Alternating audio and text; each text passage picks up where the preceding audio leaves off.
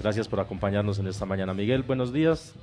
Nos disponemos pues a conversar un poquito sobre estos 60 años de FECODE, Sindicato de Maestros, Trabajadores también de la Educación, el sindicato más fuerte, ¿no? El más grande y fuerte. Más grande y fuerte. Y ahí nos acompaña el profesor coordinador Henry Bocanegra Costa, profe, delegado a la Asamblea de la ADE, y nos va a compartir su tesis doctoral del sindicalismo docente y políticas educativas públicas. Profe, buenos días.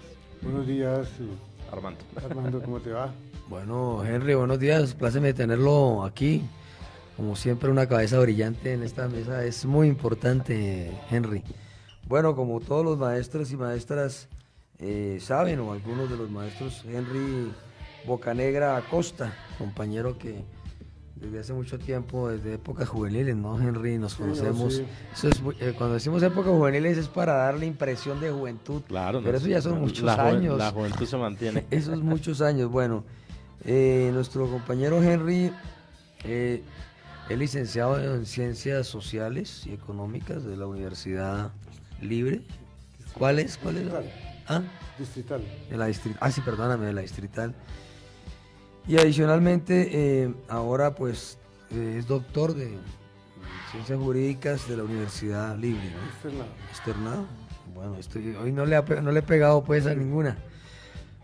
Pero Henry además es maestro del distrito, coordinador del Colegio Tomás Rueda Vargas de la localidad Cuarta. Y hace mucho rato Henry nos sorprendió gratamente con una tesis doctoral precisamente sobre las tesis del sindicalismo docente y las políticas educativas públicas. Henry, llegamos a 60 años, el año 59 es muy importante en Colombia, ¿no? Y en América Latina. Y uno de los hechos más importantes de esa historia del año 59, que fue bastante, que convirtió la historia y la partió en dos, desde el año 57 incluso, fue la constitución de la Federación Colombiana, hoy Federación Colombiana de Trabajadores de la Educación, no era el nombre de ese momento, y para nosotros eso se ha convertido en un hecho muy importante para la educación en Colombia, no solamente para la dignificación de la profesión. Henry, ¿qué rasgos, porque no podemos mirar toda la tesis hoy, por supuesto, la vamos a recomendar, pero qué rasgos podemos destacar de lo que fue esa lucha del magisterio y eso de estos 60 años? Bueno, precisar inicialmente la tesis doctoral se tituló Sindicalismo Docente y Políticas Públicas Educativas. En Colombia se publica un libro finales del año 2015, Sindicalismo, Democracia y Políticas Públicas del caso del sector educativo colombiano, que recoge los principales hallazgos de este trabajo investigativo. El doctorado es en Sociología Jurídica y Estudios Políticas de la Universidad Externado de Colombia, que lo realicé con el apoyo de la Universidad Libre, en la cual también me desempeño como docente investigador. Claro, el surgimiento, el sindicalismo docente ha tenido diferentes fases en su desarrollo. La tesis partía el trabajo investigativo partía de una hipótesis, es decir, el sindicalismo docente ha jugado un papel fundamental en el desarrollo de las condiciones del derecho a la educación y un poco en la configuración de la arquitectura institucional del sector. O sea, creo que el sindicalismo docente ha hecho no solamente acciones de carácter reivindicativo, de carácter sociolaboral, sino que ha hecho propuestas tendientes al mejoramiento del servicio educativo y de la construcción de las condiciones para la garantía del derecho a la educación. Digamos, ese fue un criterio a partir del cual partimos, ¿sí? Sí, a finales del año 1958 surge esta organización sindical, que era inicialmente los maestros de primaria, posteriormente me decía procesos de unidad que se dan especialmente con la aprobación del decreto reglamentario 2277 del año 79, pues logra una base legal a partir de la cual se logran procesos de unificación a nivel regional que confluyen definitivamente en un solo sindicato que recogía a todos los maestros orientadores escolares, docentes de instituciones técnicas, de los INEN, de los ITAS, maestros de primaria y maestros de secundaria en una sola organización bajo un régimen laboral docente, que es el 2277 del año 1979, una base legal que regula la profesión docente, pero que también se constituye una garantía de unidad de los maestros colombianos, ¿sí? Y se constituye precisamente una época de expansión de la educación, de nombramiento, digamos, por las necesidades de resolver las necesidades de cobertura de los maestros en todo el país, pero se da también en el contexto, digámoslo así, de un año de auge de las organizaciones sindicales. Acordé que en el año 58 se constituye la Asociación Colombiana de Empleados Bancarios, ASEP, una organización importante en el sector. Ayer estaban en un seminario nacional muy importante. Igualmente se constituye la Asociación Colombiana en ese periodo, la Asociación Médica Nacional ASMEDAS, ¿sí? Y en el campo gremial, digamos, empresarial, es el periodo en el cual también se constituye, me sé un poco a la expansión económica en el marco del modelo de sustitución de importaciones, la Federación Nacional de Comerciantes FENALCO, la Asociación Colombiana de Pequeñas y Medianas Industrias ACOPI, la Federación Colombiana de Arroceros en el año 53, la Federación Colombiana de Algodoneros en el año 55, la Federación Colombiana de Industrias Metalúrgicas FEDEMETAL, la Cámara Colombiana de la Construcción, Asocaña y Fedegan. O sea, es un periodo en el cual, digamos, la sociedad desarrolla importantes procesos organizativos y los trabajadores obviamente lo hacen igualmente. Especialmente destacamos el papel de los maestros de varias organizaciones sindicales del Valle de Bogotá, de Antioquia, que confluyen en un proceso en Bogotá conformando la Federación Colombiana de Educadores, decía inicialmente docentes de primaria, que tiene su personalidad jurídica unos 2 o 3 años después.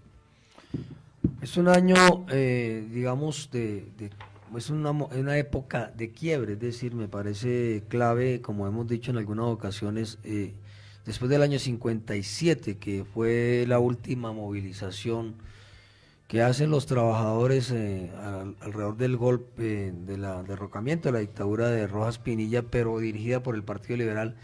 Digamos que ese es el último hecho en la cual las organizaciones sociales están bajo la dirección del Partido Liberal o del Partido Conservador, y entramos después del 57 en una etapa de un proceso de independencia de las organizaciones sindicales, que si bien fueron creadas muchas de ellas en el periodo de los partidos tradicionales del bipartidismo, empieza un proceso de independencia de esos sectores, y creo que en ese sentido no está exento el magisterio, que muchas organizaciones sindicales, asociaciones respetuosas porque no eran sindicales, asociaciones de maestros, fueron creadas durante los gobiernos y incluso a la tutela de los partidos tradicionales, pero que después del año 57 inicia un proceso de independencia que corresponde precisamente a esa insubordinación de los maestros y de las juventudes después del año 57, que también corresponde a la insubordinación latinoamericana y mundial.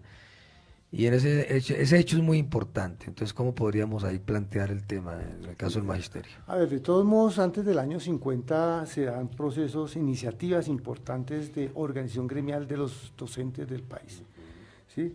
Entender, por ejemplo, el Congreso Pedagógico Nacional de 1917 planteó en sus conclusiones la necesidad de organizar sindical o gremialmente a los maestros del país, dadas las necesidades que tenían desde el punto de vista laboral, desde el punto de vista de la infraestructura, desde el punto de vista de la carencia, por ejemplo, de luz eléctrica en las aulas, de no llegar los insumos necesarios, tiza y tableros para poder desarrollar sus actividades académicas. Y la lucha de los maestros ha estado ligada fundamentalmente a las reivindicaciones de carácter sociolaboral, pero también, dada la actividad y el valor de la importancia de esta actividad social, han estado atentas a reivindicar condiciones de trabajo y condiciones para el ejercicio de la profesión docente. De hecho, que comenzaron a plantear inicialmente el problema de la luz eléctrica en las instituciones educativas, el problema de la dotación de la alimentación escolar, es decir, todos los pliegos de peticiones, y podríamos decir, de los maestros en la década de los 20, plantean no solamente reivindicaciones sociolaborales, el problema de la salud, el problema de las pensiones, el problema de los salarios, del pago puntual, sino también de las condiciones para el ejercicio de la actividad docente en las aulas.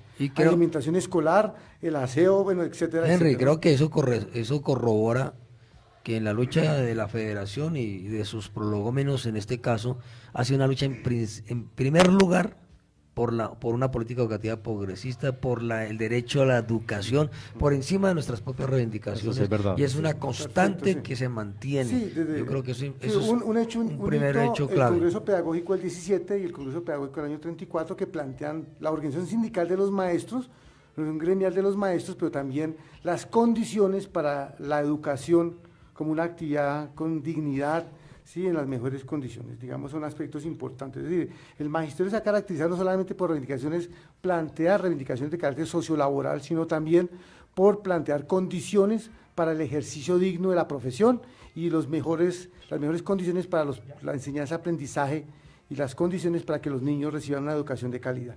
Digamos, es una cosa característica del magisterio, obviamente da los elementos que tiene la educación como una actividad social de alto impacto. Bueno, ¿Sí? Henry, yo leyendo tu tesis hace unos años que la consulté para una charla sobre el tema de la historia del movimiento obrero y historia de la lucha magisterio, tú plantabas unos hitos muy importantes. Por ejemplo, tú hiciste una afirmación en la tesis me parece un grado de síntesis muy alto, en el cual tú señalas que el año 66, que fue el año de la marcha del hambre, la famosa marcha del hambre de los maestros de Santa Marta a Bogotá, tuvo una característica, y esa característica fue que ese fue el inicio, el término de un capítulo en la historia del movimiento sindical y por supuesto el inicio del otro, en la cual se pasaron de las solicitudes respetuosas a las exigencias. Esto es clave, me parece. Sí, hay una etapa, en la época colonial, en los primeros años de la República,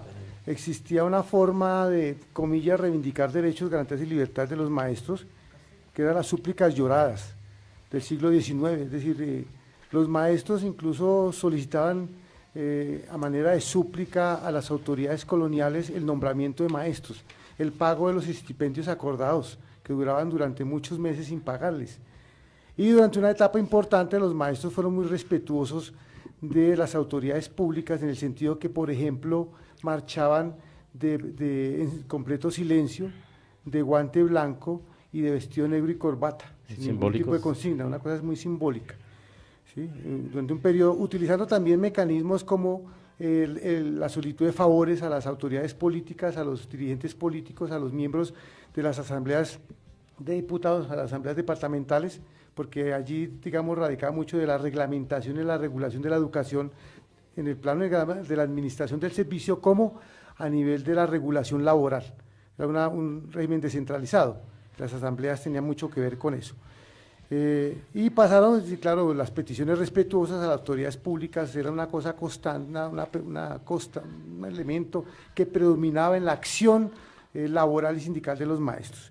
La marcha del hambre fue bautizada así porque llegaba una situación tal que pues, los gobiernos nacionales y departamentales se negaban a pagar a los maestros, pasaban 10, 11 y 12 meses sin recibir su salario, obviamente eso ocasionaba situaciones muy difíciles de punto de vista familiar, de física hambre, vivían los maestros colombianos. Se inició el 24 de septiembre del año 66, de Santa Marta, llegó a la Plaza de Bolívar el 22 de octubre, 66 educadores del Magdalena, asesorados por el presidente Alberto Carvajal Salcedo, era presidente de FECODE, fundador de la federación también, los recibió y fueron recibidos por la presidencia de la República y fueron escuchados en cuanto a sus necesidades de orden laboral. Es decir, fue un hecho contundente, importante, que visibilizó las necesidades de la educación pública y las necesidades de los maestros colombianos. Entonces hay un rompimiento de las, como decía el profesor Miguel, de las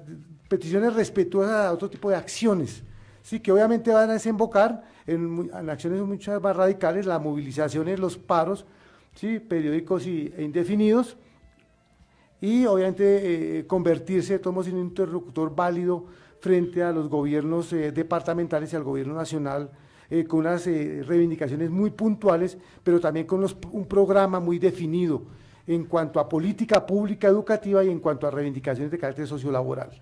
Bueno, yo creo que el hecho del término de las solicitudes respetuosas a las exigencias finalmente se corona cuando los maestros llegan a Bogotá y le tocó, es así, así como dicen, le tocó, obligado al chiquito Carlos Sierra Restrepo, presidente de la República, recibirlos en Palacio. Es decir, este hombre que era una soberbia impresionante, creo que ese capítulo de pasar de las solitudes respecto a las exigencias se logra plasmar simbólicamente, es un hecho de fuerza que le tocó al presidente de la República recibir a los marchantes en el Palacio de Nariño.